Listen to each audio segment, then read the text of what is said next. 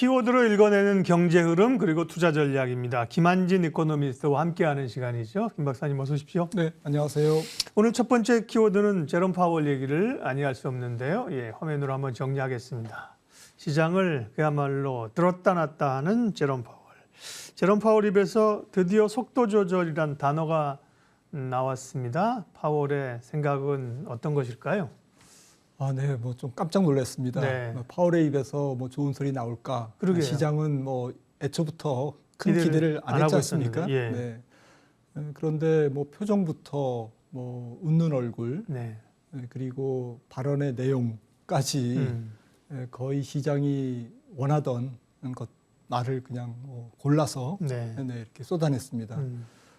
사실 뭐 현지 시간 1시 반부터 이제 연설을 시작했는데 연설 전에 이제 성명 연설문이 이제 연준의 홈페이지에 공개가 됐습니다. 네. 그래서 그 내용은 뭐 큰 내용은 없었습니다. 뭐 아직 갈 길이 멀고 인플레이션이 아직까지도 조금 뭐 묵직하게 시장에 부담을 주고 있다 경제에 뭐 이런 내용이었는데 어쨌든 연준의 파월 의장의 핵심은 위험 관리라는 얘기를 많이 했습니다. 그래서 만약에 이제 경기 침체가 올 때 연준이 만약에 경기를 망가뜨려서 그 다음에 수리를 하려면 더 큰 이제 위험이 따를 것이기 때문에 그 전에 조금 먼저 위험 관리를 할 필요가 있다라고 하면서 이제 속도 조절에 대한 의지를 분명히 하고. 네.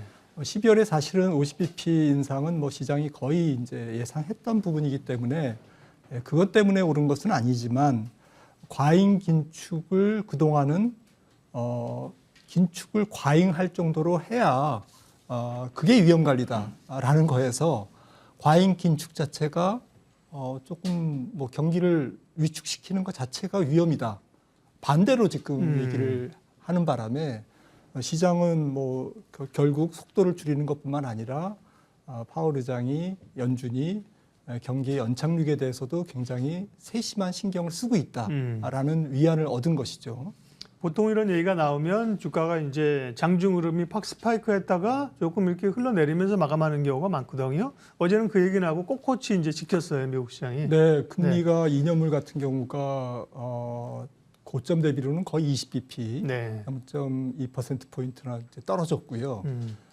달러 인덱스도 떨어졌고 주식시장은 성명서를 보고 한 차례 올랐다가 그다음에 파월 의장의 연설을 기점으로 해서 쉬지 않고 달려서 네. 네, 정말 뭐 빅테크주들이 거의 4%에서 6% 오르는 놀라운 상승세를 기록해서 마감했습니다. 네.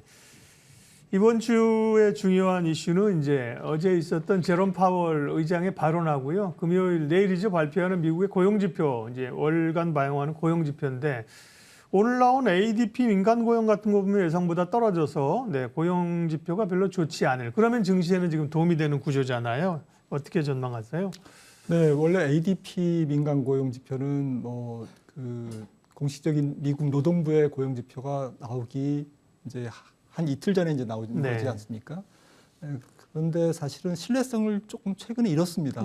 팬데믹 이후에 이 설문조사의 내용이 뭔가 통계적인 오류를 범하면서 계속 이제 예측이 빗나갔거든요.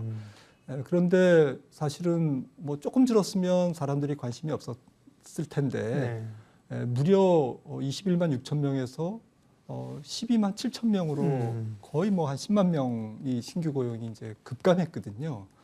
그러니까 이제 방향성이 분명히 내일 모레 나오는 노동부의 고용 지표도 민간 고용의 급감으로 나올 수 있다라는 것에 사람들은 좀 확신을 가졌던 것 같고 제 생각에도 아무튼 오류는 있지만 방향성 크게 조금 고용 시장이 위축으로 가고 있다라는 것을 확인했다라는 의미에서는 주식시장에 분명히 호재로 작용한 것 같습니다. 네. 고용 지표는 뭐 실업률, 그다음에 이제 일자리 증가 수도 중요하지만 이제 임금 상승률이 둔화되느냐가 굉장히 중요한 포인트죠. 네, 뭐 파월 의장이 뭐 연설에서도 얘기했지만 결국 물가가 안 잡히는 게 서비스업 쪽에서의 임금 상승률, 고용 시장의 어쨌든 타이트함 이거지 않습니까? 그런데 이번 금요일 날 발표되는 고용지표의 임금 상승률이 시간당 임금 상승률이 0.4에서 시장 컨센서스는 0.3 정도로 0.1% 포인트가 별거냐 하시겠지만 네. 일단 둔화된다라는 것 자체가 중요하고요. 만약에 예측대로 0.3%가 나오면 시간당 임금 상승률이 본격적으로 완만한 둔화 추세에 있구나라는 것을 확인해 주면서 시장이 조금 긍정적으로 반응할 것 같습니다. 말씀하신 것처럼 제롬 파월이 또 이제 다시 비둘기의 모습으로 돌아온 이유 가운데는 뭔가 이런 지표들을 다 팔로우업을 하고 있지 않겠습니까, 그죠? 물가나 네. 고용이나 그죠? 어제 발언 내용은 저희가 못 보는 무슨 지표를 이제 살짝 엿보고 나왔나? 그러니까요. 이런 네. 생각이 들 정도로 네. 확신에 차서 그리고 좀 굉장히 어쨌든 물가를 잡을 수 있다라는 좀 확신 이런 것들을 사실 비춰줬거든요. 네. 이 부분이 조금 더 시장에 긍정적인 영향을 미친 것 같습니다. 일단 내일 고용지표, 그 다음에 12월에 발표하는 11월 소비자 물가지수 CPI가 이제 중요하고요. 다음 키워드로 넘어가도록 하겠습니다. 김한진 박사님과 풀어보는 키워드 경제 두 번째는 유가와 천연가스가 다시 강세로 가느냐. 네. 유가부터 얘기하면 상당히 지금 레벨이 지금 낮아진 상황에서 그 이슈들은 또 단기적으로 움직이는 요인들은 있는 것 같습니다. 오펙 플러스 회의가 4일 날 예정돼 있고요. 또 러시아산 원유에 대해서 가격 상한제를 EU가 도입하는 게 또 5일 시행이군요. 유가는 지금 80불입니다. WTI로 80달러인데 유가 전망 좀 해주십시오. 네, 유가가 어제 올랐습니다. 네. WTI는 배럴당 80달러, 브렌트유는 85달러까지 지금 형성이 돼 있고요. 네. 그러니까 어제 유가가 올랐던 가장 큰 이유는 원유 재고가 급감했다라는 뉴스가 유가 상승을 견인했고요. 그리고 아마 이제 중국에서 방역 정책이 어떻게 될지는 모르겠지만 이제 단계적인 방역의 해제 가능성 그러면서 중국발 원유 수요의 증가 가능성도 유가 강세에 일조했던 것 같습니다. 네. 아무튼 지금 계절상 겨울이기 때문에 원유 재고가 타이트하고 또 수요는 조금씩 어쨌든 강한 모습을 보이고 있기 때문에 유가는 좀 강보합을 조금 보일 가능성이 있고요. 하지만 전체적으로 전 세계 경기가 조금 내년도에 더 수요 위축으로 가고 있기 때문에 또 갈 것으로 보기 때문에 원유 수요에 대한 어쨌든 안정 그리고 전체적으로 좀 달러 약세 추세에서 원유 시세가 좀 그렇게 강하게 움직이기는 어렵다라는 것이 좀 제 의견이고요. 그래서 배럴당 WTI 기준으로 90달러를 넘기는 좀 단기간에는 좀 쉽지 않다 이렇게 생각을 합니다. 유럽발 천연가스는 전에 한번 말씀드렸듯이 지금 계절성이 굉장히 좀 천연가스 가격을 더 폭등시켜도 이상하지 않은 그런 상황이지만 상대적으로 안정세인데요, 네, 가스값이요. 네. 제일 좀 중요한 이유가 지금 날씨가 조금 도와주고 있습니다. 예. 하늘이 돕고 있습니다. 그래서 원유 재고율이 아주 빵빵하게 지금 유지가 되고 있거든요. 그래서 원유 가격이 안정을 보이고 있는데 지금 메가와트 시장 110유로 정도인데 이거는 지난 8월 말에 한 340유로였기 때문에 적지 않게 지금 떨어진 겁니다.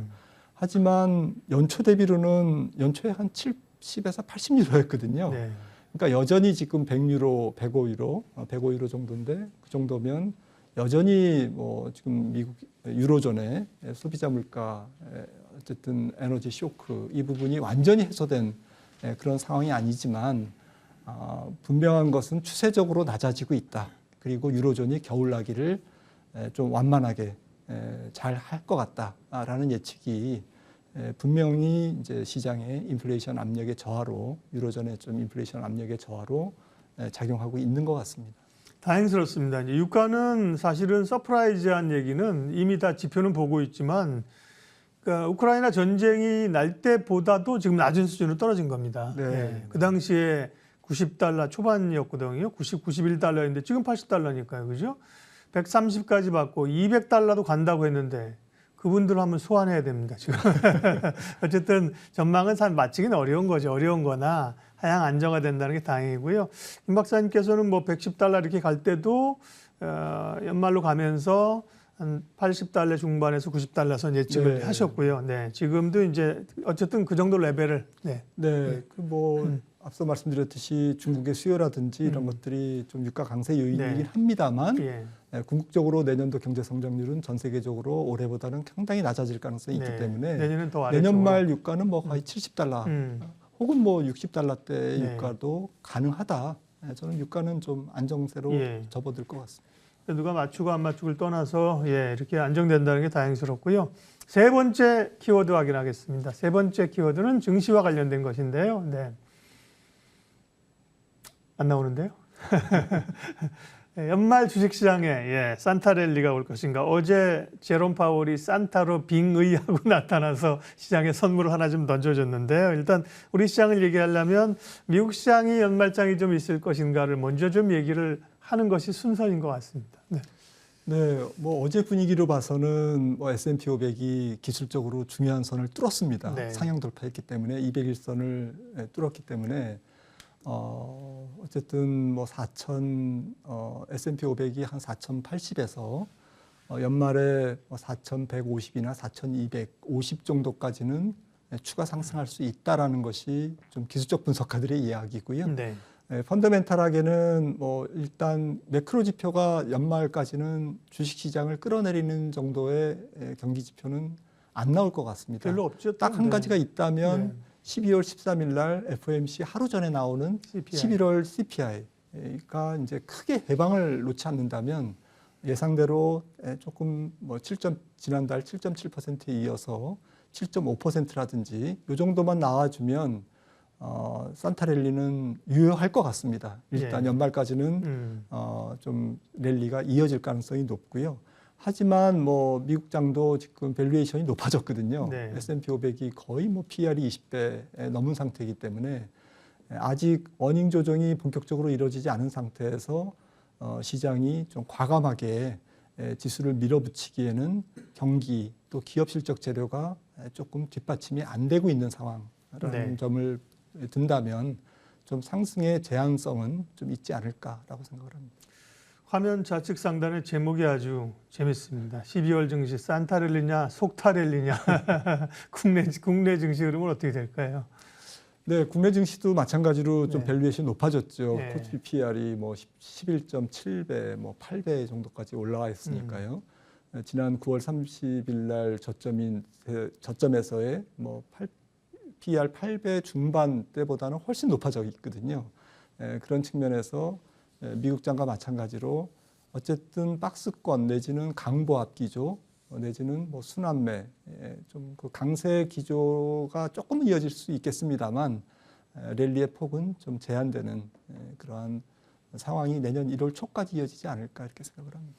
김한진의 키워드 경제 김한진 박사님 함께했습니다. 고맙습니다.